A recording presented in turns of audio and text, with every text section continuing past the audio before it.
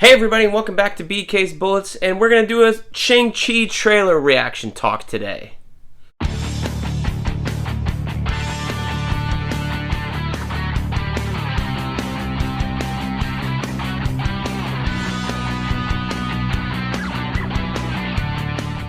Hey everybody, and welcome back to BK's Bullets. As always, I am your host, Brent Cassina, and today we're going to talk about the new Shang-Chi trailer that just dropped this morning. So buckle up. But before we do that, I'd like to ask you to do one thing. Please subscribe. Helps me out, helps the channel grow, lets you know when I drop new videos. Hit that bell if you want an instant notification, and let's get on from here. So, happy Monday morning to you all. We got a Shang-Chi trailer drop early this morning at about, 9:30 or something like that, 9:45.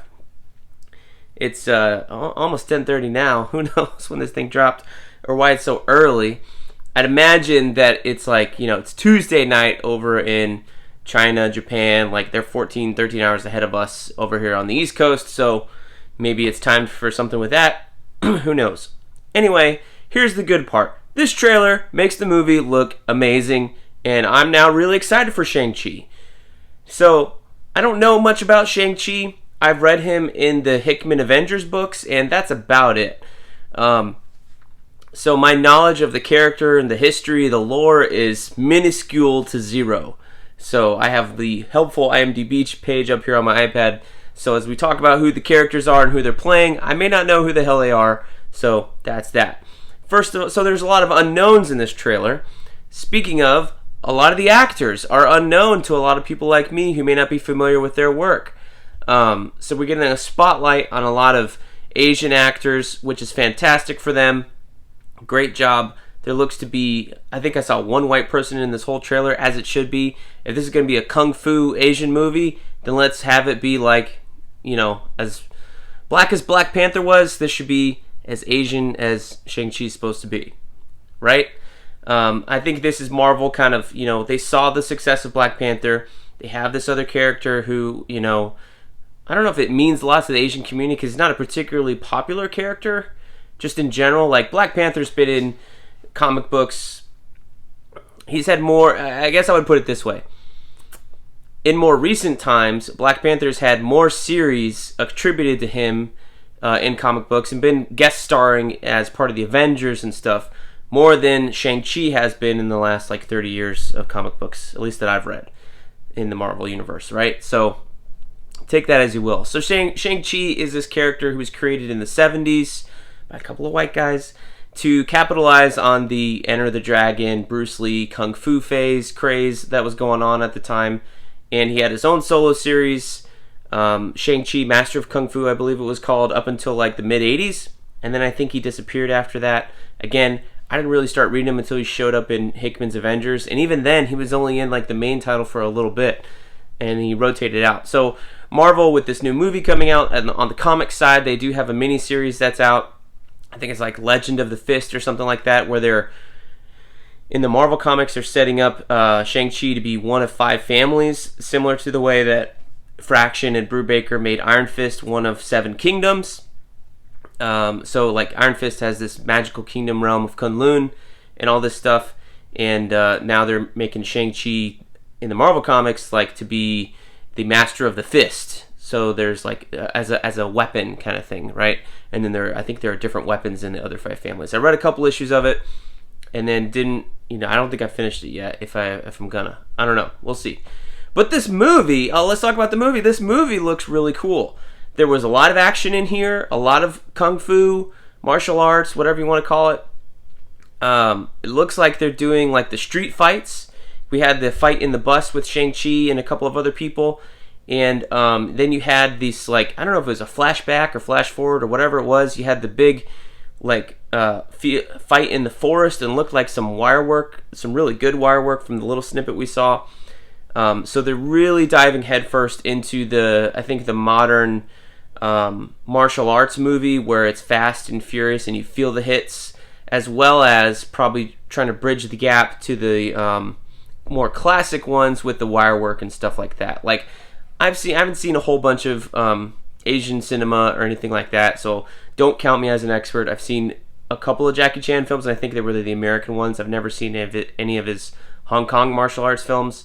I think the only ones I saw were not Jackie Chan's, but just in general. Of course, I think I saw Hero, and I saw Crouching Tiger, Hidden Dragon, and there was one after that, The Green Blade or something like that. I can't remember. Sorry. Again, not really my thing, but I'm excited to watch this. And if this gets me to watch other things, I think that's even better. And if it gets the audience to do the same thing, all right. Like, let's watch the movies that inspired this one. Since I like this so much, there's probably a lot more to go watch. So that's cool. So who do we have in here? Who is Shang-Chi? Who's playing him? We got Simu Liu, and he can be seen on Kim's Convenience, which I've seen like pop up on Netflix a lot more recently than I have prior. I think it's a Canadian show, but this is his breakout thing. I mean, he's been planting seeds on Twitter of like, oh, Shang-Chi's coming, as long as he's been filming this thing. So this is a guy who knows that his star is about to break, and he's become a standout superstar. You know, I think there's a lot, like Henry Golding got a big bump from, what was it? Crazy Rich Asians, which my wife and I have been watching and rewatching on HBO Max recently. He was in, what was that? The Gentleman with the Guy Ritchie film. I really liked him in that. He was pretty cool. You know, Daniel Day Kim was on Lost, and I don't think he's really done. He did Hawaii Five-0 after that, so he's kind of been stuck in the TV realm. But I really liked Daniel Day Kim when he was on Lost. I was hoping he would do something more like this. But it looks like Simu Liu is going to be our big breakout star. You got Awkwafina, of course, from Crazy Rich Asians. She was also recently in the Disney film Raya the Last Dragon as the Last Dragon. If you've watched that, she's really entertaining. She's really funny. So good to see her in like the best. Looks like she's in the best friend role here. Going at the end, like, who are you? After he busts out all this crazy kung fu. We got Tony Chiu Hua Lung as Wenwu. Sorry about my pronunciations. Michelle Yeoh as Jian Nan. Again, character names. I'm just reading off IMDb as best I can. I'm sorry. We didn't see Michelle Yeoh in this. I don't know why. I don't know if she's his mom. We got Florian Montenu as Razor Fist. And that is the guy who had the sword hand kind of thing, I suppose.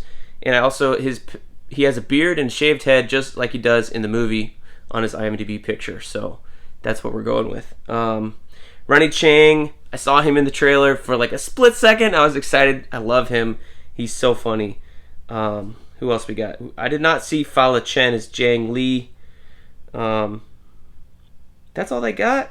They don't even say who is the Mandarin. Maybe that's the Wenwu character? That guy looked older though. Anyway, the IMDb page for Shang-Chi needs to be populated because it doesn't have a whole lot of characters. So, from the trailer, makes me think that Shang-Chi's, you know, they talk about, I gave you 10 years to live your life. And it looks like Shang-Chi's been living as a, you know, valet. He's been clubbing, he's been partying, and now he's being recalled home.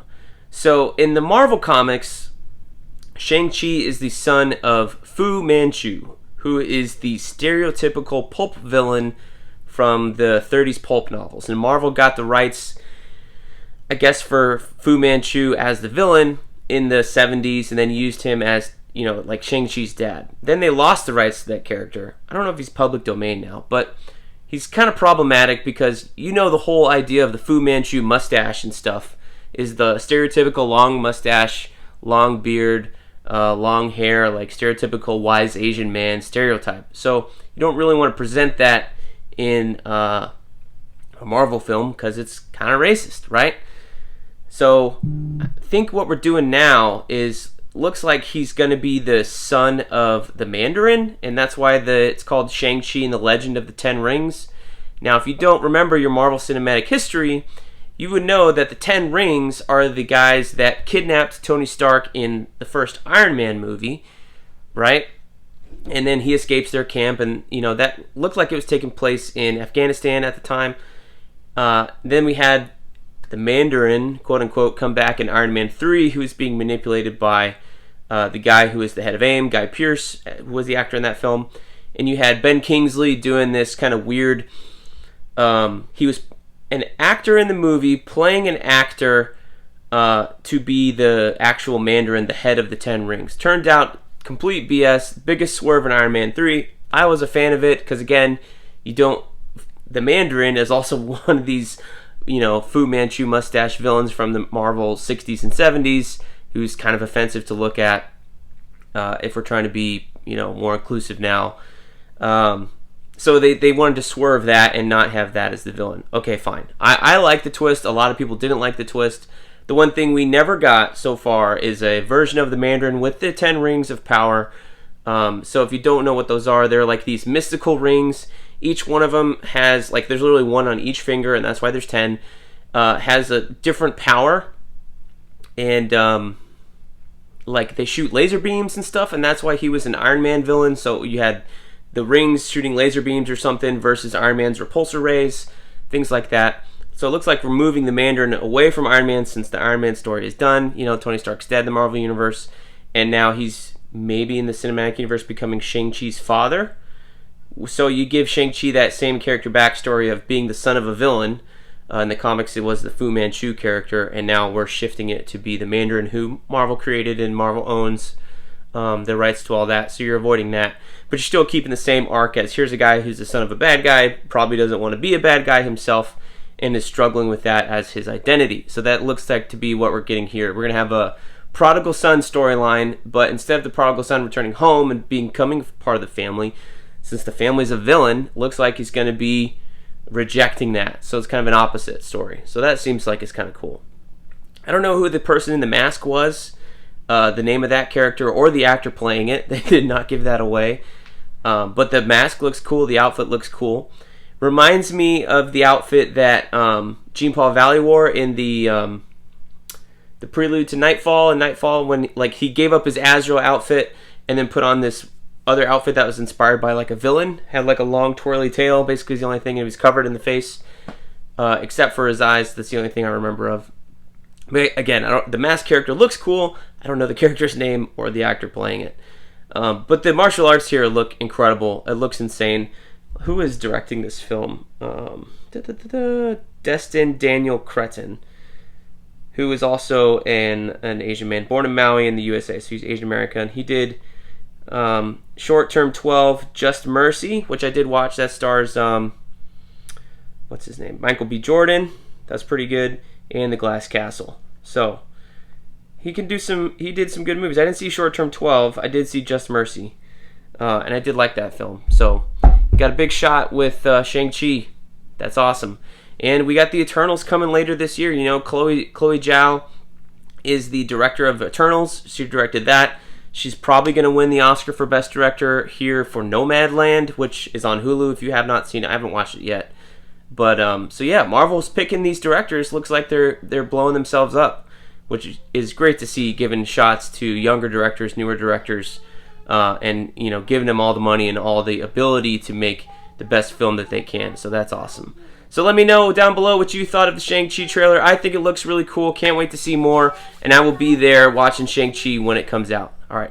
Thanks, guys. We'll see you guys next time in the Funny Pages.